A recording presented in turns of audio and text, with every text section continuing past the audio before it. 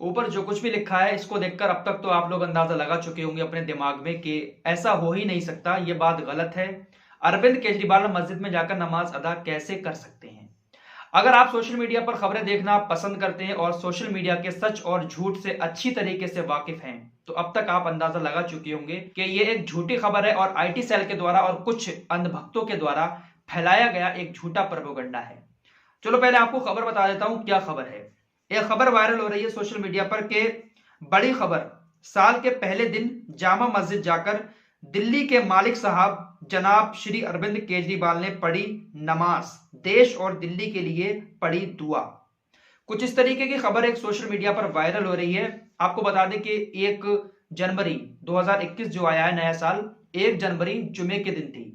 तो इसी बात को लेकर यह खबर वायरल हो रही है और एक इस तरीके का एक फोटो भी सोशल मीडिया पर अरविंद केजरीवाल का वायरल हो रहा है, जिसमें अरविंद केजरीवाल टोपी लगाकर और कांधों पर एक सऊदी अरब में जो रुमाल मिलता है उसी तरीके का जो अरबी लोग डालते हैं वो रुमाल डालकर बैठे हुए हैं। अब इस खबर को बताना कोई ज्यादा जरूरी तो नहीं था क्योंकि कोई इतनी बड़ी खबर भी नहीं थी, इतनी खास खबर भी नहीं थी, लेकिन फिर भी फैक्ट चेक करना जरूरी था। लेकिन इस खबर के नाते मैं आप लोगों से कुछ और बातें करना चाहता हूं, आप लोगों के सामने कुछ और बातें रखना चाहता हूं और अपने देश के उन तमाम नेताओं से जो बहुत बड़े बड़े नेता हैं, बड़े बड़े दावे करते हैं जब चुनाव आता है, उन सारे नेताओं के सामने एक आम आदमी, एक छोटा सा पत्रकार अपने देश के सभी बड़े बड़े नेताओं के सामने एक बात यह रखना चाहता है कि अगर आप वाकई में सच्चे और अच्छे और ईमानदार हैं तो चुनाव के मौके पर हिंदू मुस्लिम के मुद्दे को छोड़कर असली मुद्दों पर चुनाव लड़कर दिखाओ और जीत कर दिखाओ, तब हम मानेंगे कि आप असली सच्चे और अच्छे नेता हैं।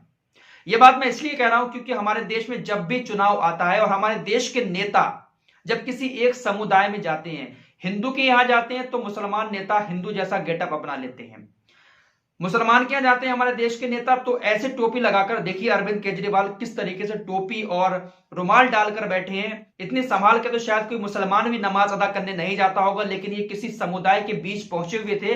काफी पुरानी, तकरीबन 4-5 साल पुरानी ये फोटो बताई जा रही है। तो मुस्लिम समुदाय के बीच पहुंचे थे और इस तरीके का उन्होंने पूरा गेटअप अपना लिया था।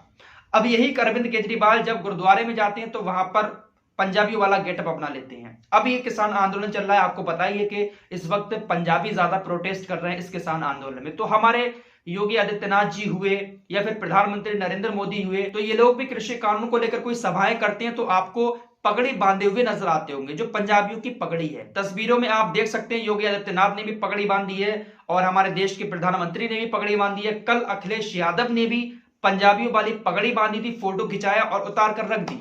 तो मेरा कहने का मकसद ये है और एक बड़ा सवाल मैं यहां पर यह उठाना चाहता हूं कि आपको गेटअप बदलने की क्या जरूरत है। अगर आप वाकई में सच्चे और अच्छे नेता हैं तो बिना किसी धर्म के राजनीति के, अपनी राजनीति में बिना किसी धर्म के एंगल को घुसेड़ते हुए आप लोग चुनाव जीत कर दिखाओ, तब मानेंगे कि हाँ आप एक अच्छे और सच्चे नेता हो। लेकिन आपको पता है कि हर चुनाव में हर पार्टी की तरफ से हिंदू मुस्लिम की राजनीति जरूर करी जाती है। हिंदू मुस्लिम जातिवाद, ये राजनीति हमारे देश का मुद्दा बन गई है। जो असली मुद्दे हैं उन मुद्दों पर कोई भी नहीं बोलना चाहता। किसी भी चुनाव में बड़े बड़े दावे हुए थे बिहार के अंदर, अभी आपने देखा होगा जब विधानसभा का चुनाव हुआ था, ऐसा लग रहा था कि साक्षात भगवान जमीन पर आ गए और बौछार कर रहे हैं हर चीज की। आपको ये मिलेगा, आपको वो मिलेगा, बड़े बड़े दावे हो रहे थे। अभी तक शायद एक भी दावा वहां पर पूरा नहीं हुआ है। ये हो रहा था कि चुनाव जीतते ही सबसे पहला काम हमारा ये होगा, चुनाव जीतते ही हम ये करेंगे वो करेंगे, लेकिन सारे दावे अभी फुस हैं। बिहार के अंदर कोई भी ऐसा काम नहीं हुआ है जो एक गरीब के लिए हो।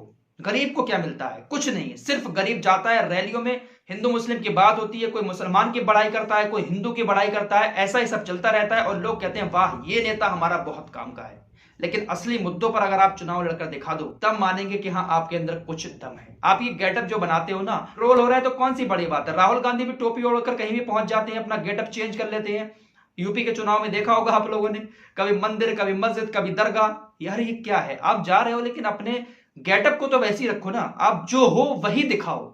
आप किसी भी धर्म को लुभाने के लिए उस धर्म का गेटअप बनाकर क्यों जाते हो? अगर आप असली नेता हो, सच्चे और दमदार नेता हो ना, तो मेरे इस चैलेंज को एक्सेप्ट करना और बिना हिंदू मुस्लिम के मुद्दे को लेकर आप लोग चुनाव लड़ें। सभी पार्टियों को मेरा एक आम आदमी का चैलेंज है। एक आम आदमी हूं, अपने देश के अंदर हर एक आम आदमी को सही तरीके से अपनी बात रखने का अधिकार है। उसी के तहत एक छोटा सा पत्रकार होने के नाते बड़े बड़े नेताओं के सामने ये एक बात रखना चाहता हूं। फिलहाल ये जो अरविंद केजरीवाल का फोटो वायरल हो रहा है ऐसा कुछ भी नहीं है, बहुत पुराना फोटो है, किसी मुस्लिम सभा में ये लोग गए थे तो उन्होंने वहां पर ऐसा ही गेटअप बना लिया था, दुआ मांगी थी। वहां कोई ईद का मौका था, पता नहीं क्या ऐसी कोई खबर वायरल हो रही है, फैक्ट चेक भी किया काफी लोगों ने।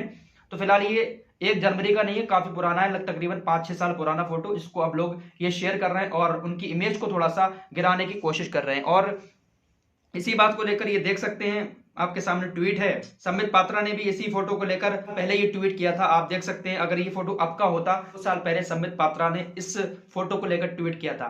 ट्वीट में क्या लिखा है आप लोग खुद पढ़ सकते हैं, और इस ट्वीट में भी देख सकते हैं हिंदू मुस्लिम की राजनीति साफ दिखाई दे रही है। तो फिलहाल उम्मीद है कि आप लोगों के सामने जो कुछ बातें रखी है मैंने, आपको पसंद आई होंगी। मेरा तरीका अलग है खबरें देने का, मैं खबरों के साथ साथ थोड़ा सा अपनी बातें भी रखने की कोशिश करता हूं और आप लोगों की राय भी जानने की कोशिश करता हूं। एक ही मुद्दे पर रोज रोज खबर देना अच्छा नहीं लगता यार, कहां तक वही मुद्दे सुने रोज रोज। तो मिलते हैं एक और नई वीडियो के साथ, एक और नए टॉपिक के साथ। तब तक के लिए जय हिंद, जय भारत।